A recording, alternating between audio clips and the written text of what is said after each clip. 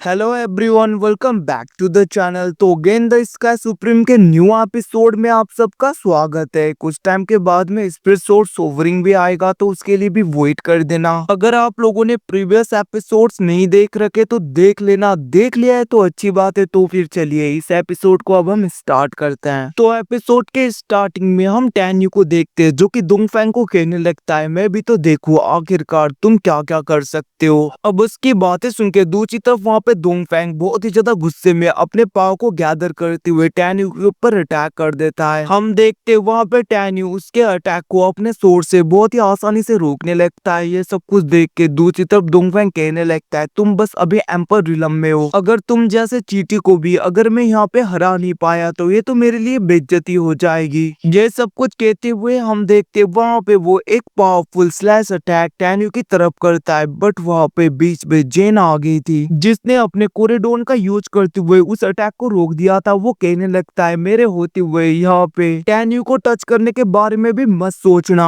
उसकी बातें सुन के दूसरी तरफ वहाँ पे डोंगफेंग कहने लगता है, जेन तुम मेरे आगे कुछ भी नहीं है और मेरे आगे तुम्हारा कोई मैच नहीं, तो बीच में पढ़ना बंद करो, मुझे इसे खत्म करने दो। इतना कहते हुए हम देखते वो वहाँ पे बहुत ही बड़ा पावरफुल अटैक करता है, जिसको जेन रोकने की कोशिश करती है, बट हम देखते वहाँ पे जेन भी पीछे हो गई थी, इवन कि वो इंजर्ड हो जाती है। दूसरी तरफ हम डोंगफेंग को देखते हैं, जो कि बहुत ही ज्यादा गुस्से में टैन्यू के ऊपर अटैक करने के लिए बढ़ता है, जिसको देख के वहाँ पे जेन घबरा गई थी, बट हम देखते वो अटैक टैन्यू को लगता है उससे पहले उस कोरिडोन का यूज करते हुए टैन्यू बहुत ही आसानी से उस बंदे के अटैक को रोक देता है, जिसकी वजह से डोंगफेंग पीछे हो गया था। दूसरी तरफ जेन भी टैन्यू के पास में आ गई थी। हम देखते वहाँ पे टैन्यू कहने लगता है, तुमने इसकी पूरी पावर यूज ही नहीं किया अभी तक, मैं तुम्हें बताऊंगा कि आखिरकार तुम इस डिवाइन कोरिडोन को कैसे कैसे यूज कर सकती हो। अब उसकी बातें सुन के वहाँ पे जेन कहने लगती है, मैं बेवकूफ हूँ, मुझे तो इसकी पूरी पावर यूज करना ही नहीं आता। दूसरी तरफ हम डोंगफेंग को देखते हैं, जो कि अटैक करने के लिए बढ़ता है, तभी वहाँ पे टैन्यू उस कोरिडोन का यूज करने लगा था, और हम देखते वो लोग वहाँ से गायब हो गए थे, जिसको देखकर डोंगफेंग बहुत ही ज्यादा गुस्सा हो जाता है। वो कहने लगता है, मैंने कभी सोचा नहीं था कि इसके अंदर तालिस्मान भी हो सकता है और वो लोग ऐसे टेलीपोर्ट होके डायरेक्टली यहाँ से भाग जाएंगे, बट मैं भी देखूं कहाँ तक भागते हो। इतना कहते हुए हम देखते वो भी उनके पीछे जाता है, जहाँ पे उन लोगों को वो ढूंढ लेता है, और हम देखते वो ऊपर से गुस्से में कहने लगता है, जेन अब मैं भी देखता हूँ आखिरकार तुम लोग कितनी दूर तक भाग सकते हो, तुम लोगों को मैं छोड़ूंगा नहीं। और हम देखते वो अपने जनरल्स को कहने लगता है, जाके टैन्यू और इस बंदे को खत्म करो, बस यहाँ पे जेन को छोड़ना, उसके अलावा सबको खत्म करना। हम देखते वो सोल्जर अटैक करने के लिए बढ़ते हैं। दूसरी तरफ डोंगफेंग कहने लगता है, जेन तुम्हारे अलावा सब कुछ यहाँ पे खत्म हो जाएगा, बस तुम ही बचोगी जिंदा और तुम मेरी होगी। ये सब कुछ कहते हुए वो वहाँ पे खुश होते हुए अटैक करने के लिए बढ़ता है, जिसको देखकर हम देखते वहाँ पे यूनसिन सिटी का एक जनरल, जो कि यहाँ पे जेन के साथ में लॉयल था, वो डायरेक्टली डोंगफेंग के ऊपर अटैक कर देता है, बट हम देखते वहाँ पे डोंगफेंग उसके अटैक को बहुत ही आसानी से डिस्ट्रॉय करते हुए उसे इंजोर्ड करके पीछे कर देता है, जिसको देख के जेन उसका नाम ले रही थी और वो कहने लगती है, क्या तुम ठीक हो। वहीं पे दूसरी तरफ हम देखते डोंगफेंग कहने लगता है, मैं भी तो देखूं कब तक तुम लोग बचोगे। तभी हम देखते वहाँ पे क्वीन फेंग की आवाज आने लगती है। वो कहने लगता है, ब्रदर हम आ गए तुम्हारी हेल्प करने के लिए। इतना कहते हुए हम देखते वहाँ पे स्वान युआन आर्मी यूनजिन सिटी के दूसरे आर्मियों के साथ में फाइट करने के लिए चले जाते। दूसरी तरफ टैन्यू कहने लगता है, तो मैं यहाँ पे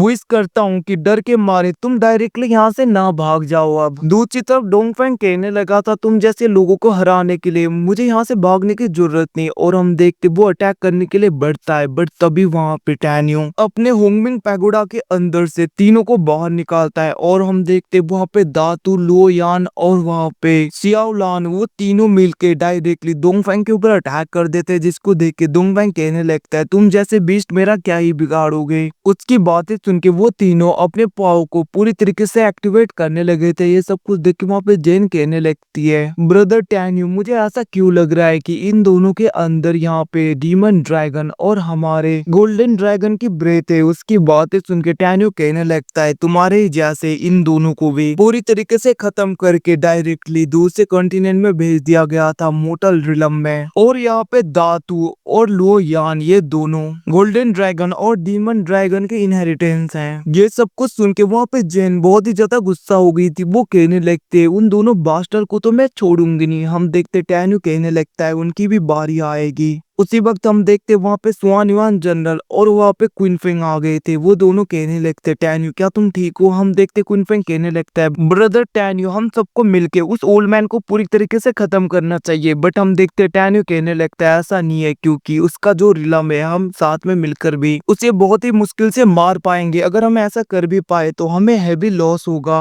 और हम देखते वहाँ पे टैन्यू कहने लगता है जेन तुम मुझे तुम्हारा ट्राइपॉड दो जल्दी से। अब उसकी ऐसी बातें करने के तरीकों को देखकर क्वीन फेंग और जनरल स्वान युआन शॉक हो गए थे। क्वीन फेंग कहने लगता है ब्रदर तुमने तो कहा था कि तुम यूनसिन सिटी के सिटी लॉर्ड से कभी भी नहीं मिले। उनकी बातें सुनकर टैन्यू कहने लगता है लंबी स्टोरी है, बाद में बताऊंगा सब कुछ। और हम देखते वो कहने लगता है जेन तुम यहाँ पे क्वीन फेंग और जनरल स्वान युआन के साथ में जाओ सिटी में, और तुम्हारे जितने भी ट्रस्टेड लोग हैं जिन पे तुम भरोसा करते हो उन सबको छुड़ाओ, उन सबको लेकर तुम लोग जाओ, और जैसे ही मौका मिलेगा मैं भी आ जाऊंगा। हम देखते जेन कहने लगते मैं आपको ऐसे अकेले कैसे छोड़ू। बट हम देखते टैन्यू कहने लगता है इन सबका वक्त नहीं। अब हम देखते वो तीनों वहां से सिटी में चले गए थे। दूसरी तरफ हम टैन्यू को देखते जो कि फाइट करने के लिए आगे की तरफ बढ़ने लगता है। वहीं पे दूसरी तरफ डोंगफेंग अभी भी उन तीनों के साथ में फाइट कर रहा था। हम देखते वहां पे सियाओलान अपने ड्रैगन ब्रेस से उसे पूरी तरीके से पकड़ लेती है, और वहां पे दातू और लोयान भी अपने ड्रैगन सोल्स का यूज करते हुए उसके ऊपर अटैक कर देते हैं। हम देखते वो अटैक की वजह से उसके ऊपर बहुत ज्यादा प्रेशर बन रहा था, बट वो बहुत ही आसानी से उस अटैक को ब्रेक करने ही वाला था। टैन्यू उसे जमा देता है। फिर भी हम देखते उसने तो बहुत ही आसानी से उस अटैक को ब्रेक कर दिया था। और वो कहने लगता है तुम लोगों के पास में थोड़ी बहुत ट्रिक तो है, बट तुम लोग मुझे खत्म नहीं कर पाओगे ऐसे। बट हम देखते वहां पे टैन्यू कोरिडोन का यूज करते हुए उसे कैद कर देता है। तभी दूसरे लोग भी आ जाते हैं और टैन्यू उन्हें लेकर साथ में चला गया था। ये सब कुछ देख के डोंगफेंग गुस्सा हो जाता है, और हम उसके रियल बॉडी को देखते जो कहने लगता है पता नहीं आखिरकार ये टैन्यू है कौन। इसका नाम सुनते मुझे फैमिलियर सा फीलिंग आता है। और वो ये सब कुछ सोच ही रहा था, तभी हम देखते वहां पे एक बंदा आ गया था जो कहने लगता है फादर ने तुम्हें एक काम दिया था वो भी तुम ढंग से नहीं कर पाए। हम देखते हैं वहां पे डोंगफेंग बहुत ज्यादा डर गया था, और हम देखते वो नीचे घुटनों में आते हुए कहने लगता है योर मैजेस्टी मुझे माफ कर दीजिए। हम देखते वहां पे वो बंदा कहने लगता है मैं तुम्हारे साथ में बुरे तरीके से नहीं ट्रीट करूंगा। वैसे हाँ मैं तुम्हें बता दूं फादर ने कहा था ना तुम्हें पता है क्या करना है। इमोर्टल रिलम से जितने भी लोग आए थे उन सबको तुम्हें पूरी तरीके से खत्म करना है। वैसे भी दोनों एम्परर यही चाहते हैं,